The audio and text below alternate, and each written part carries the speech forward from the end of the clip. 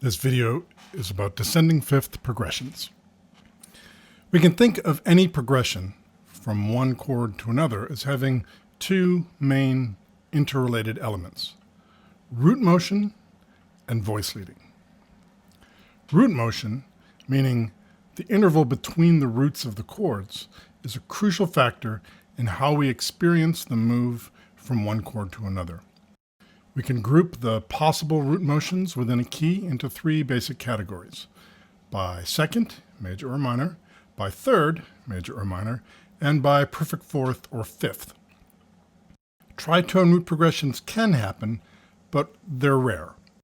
For right now, we're going to focus on just one of these possibilities, and that's the descending fifth root motion. The descending fifth progression, which is the same as an ascending fourth, but I'm going to be calling them just descending fifth, is the most common harmonic relationship in tonal music. Why this is so is hard to say definitively, but there are a number of possible elements to it. First, the fifth is the largest interval, since sixths and sevenths convert into thirds and seconds by inversion. So it's a very strong sound, like the music taking a big step forward. Secondly, the fifth is, as we saw, the most consonant interval, so it has an acoustically pleasing relationship. Third, the fifth is the most common interval in the major scale. It occurs 6 times, so it seems to be a fundamental aspect of the whole sound of tonality. And lastly, the 5-1 progression is such a central one that we have become kind of culturally conditioned to it as a marker of significant harmonic change. The other element of chord progressions, voice leading, is something we've already gone over a little bit in our discussion of tendency tones and consonance and dissonance. We saw that half-step motion is the strongest kind of tension and resolution within the major scale, and in the same way, in a chord progression, the more half-step voice leading there is, the stronger the sense of motion from one chord to another. So let's try and parse through all of this one step at a time. I want to go back to something I mentioned a moment ago. The major, and therefore natural minor scale, has a lot of perfect fifths. In fact, if we start on the tonic and go up a succession of perfect fifths, we get the fifth, the second, the sixth, the third, and the seventh scale degrees, leaving out only the fourth. And if we go down a perfect fifth from the tonic, we get that note as well. So in a way, the major scale is just a succession of perfect fifths grouped together in a chain.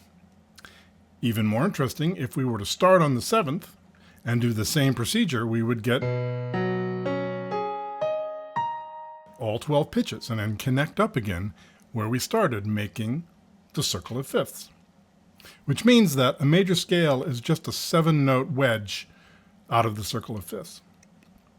We'll come back often to the wonders of the circle and how it interconnects all the keys, but for right now, let's just stay within a single key and concentrate on root motion.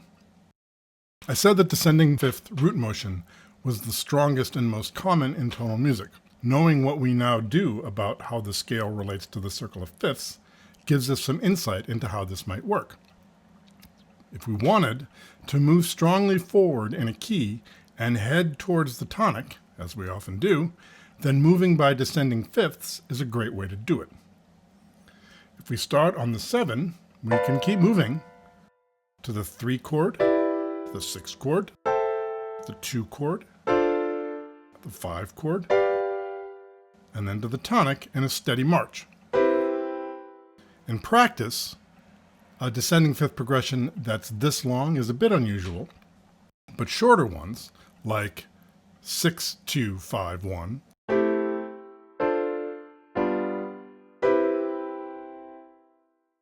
or 2-5-1, are very, very common. Let's look at a couple of songs only from the perspective of root motion. That is, we're not going to look at the chord type right now, just the root, and we can see how this works. And to keep it simple, we'll look at only chunks that stay in the home key. So if you look at all the things you are right out of the gate, we get 6, 2, 5, 1, 4.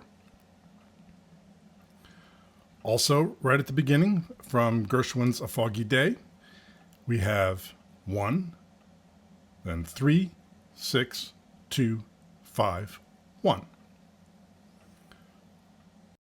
There will be another U. Also begins with a long chain. Here we have 1, 7, 3, 6, 2, 5, 1, 4, which is the entire scale in root progression by fifth. Just to emphasize how common this is, in All the Things You Are, there are 32 chord changes. Of them, 23 move by descending fifth root progression. So as you can see, moving in chains of descending fifth is a very common strategy in pop songs of this era. The main impact of this musically is there's a tendency that these songs have to feel like they're constantly moving forward. Even if they're ballads or dreamy love songs, they still have this propulsive forward motion. Seems to have just been a fundamental artistic value to composers of this time. So how does this heavy reliance on descending fifth progression relate to voice leading? Well, if we think about the most common version of this progression, the 5-7-1, we can get an idea. In any key, the different notes of chords are either going to be in common or within a half or whole step of some note in the next chord. As we saw, the strength of voice leading relates to how many half steps there are between two chords. The more half steps, the stronger the voice leading. In a major scale, we only have the 2 half steps, that is between 3 and 4 and 7 and 1. And the 2 non-tonic notes of those pairs, the 4 and the 7, only occur together in the 5-7 or the 7 chord. This means that the half step resolution to the 1 and 3 of the tonic chord is very powerful. This, and the descending fifth root motion, is why the 5-7 to 1 works so well. So in scale degrees, the voice leading for the 5-7 to 1 progression from weakest to strongest motion looks like this. The fifth scale degree is common to both chords. The second scale degree goes down a step to the tonic. The fourth scale degree goes down a half step to the third, and the seventh scale degree goes up a half step to the tonic.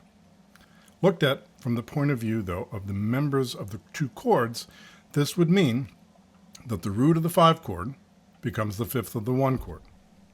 The fifth of the 5 chord goes down a step to the root of the 1 chord. The seventh of the 5 chord goes down a half step to the third of the 1 chord, and the third of the 5-7 chord goes up a half step to the root of the 1 chord. I know this can seem like a lot of numbers and start to sound like gibberish, but it's very important to develop the habit of thinking of notes both in terms of their relationship to the key and in terms of their identity as members of the chords. This is really one of the trickiest things about harmony. This is how things work when the 1 chord is a triad. But as we said, in jazz pop, they always used 7th chords. So how does this change things? Well, the 5-7 chord stays the same. But the 1 chord now has the major 7th above the root, which is the dreaded leading tone. So what's going on here? We make such big deal about how the resolution of the leading tone to the tonic is the thing that makes tonality work, and then we turn around and put that same note right in the 1 chord.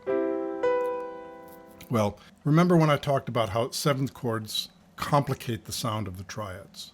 And this is just a prime example. At some point in the 1920s or early 30s, it just became the fashion to complicate the bright, unambiguous sound of the major triad with its major 7th. Actually, even before this, they would often put the 6th in that chord to alter the sound. It isn't as though they had some big meeting and decided on it. It just seemed to kind of happen. For one thing, I think it sounded more modern and sophisticated.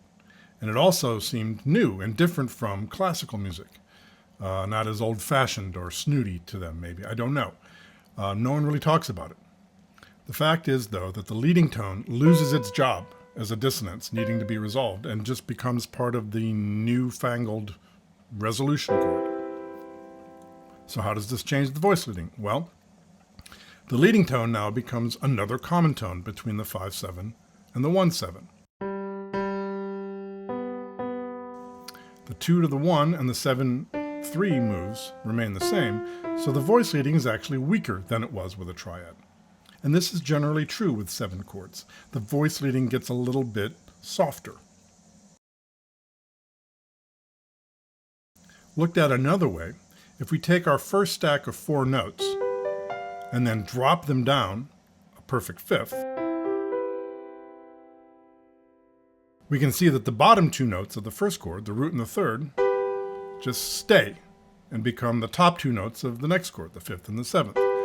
Whereas the top 2 notes of the first chord go to notes a step lower. The 5th goes down to the tonic, and the 7th goes down to the 3rd. This recipe of 2 common tones and 2 tones moving down by step stays the same for all descending 5th progressions. What will vary is whether one of the 2 voices that move will move by a half step. Normally it's a whole step since there are more whole steps in the scale. Let's go back and look at our chain of descending 5th progressions, that is 7, 3, 6, 2, 5, 1, 4, and we can see how this works. Here, the chords are all in root position, and the common tones are obvious. 1 and 3 stay the same, where they become 5 and 7. Here I've rewritten the chords so you can see the other voice leading clearly. The 5 and 7 in the first chord fall a step to the 1 and the 3. The exact same voice leading happens every time, just the intervals change when one of the falling voices is a half step. Otherwise, it is a consistent relationship of 2 common tones and 2 voices in thirds falling a step. And that, in a nutshell, is how most of the harmony we're going to look at goes.